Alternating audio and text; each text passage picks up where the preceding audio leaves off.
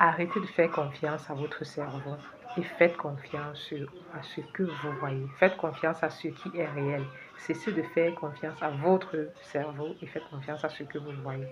Pourquoi? Parce que notre cerveau est un producteur de fiction. Ces fictions-là sont basées sur des événements vécus antérieurs. C'est-à-dire que le récit que notre cerveau nous présente aujourd'hui est basé sur ce que nous avons vécu dans notre enfance, qui n'a rien à voir avec la réalité. Je prends un exemple plus simple.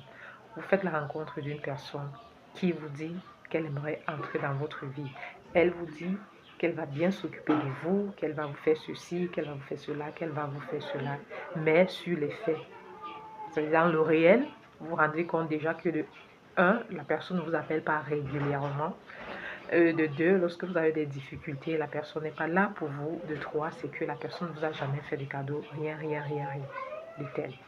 Et que tout ce que cette personne vous a dit au départ ne correspond pas avec la réalité que vous vivez avec cette personne-là. Vous ne partez pas de la relation, vous ne quittez pas de la relation. Pourquoi?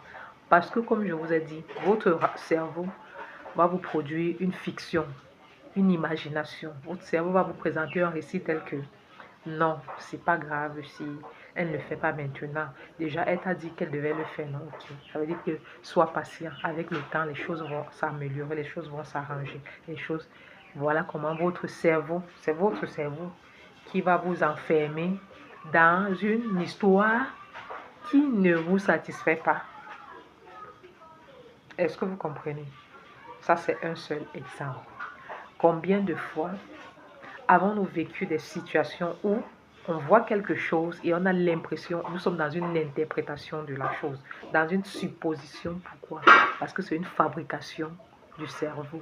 Elle nous présente quelque chose qu'elle a vécu antérieurement, dont on n'a pas guéri, et qu'aujourd'hui, elle est dans la continuité de cette histoire-là.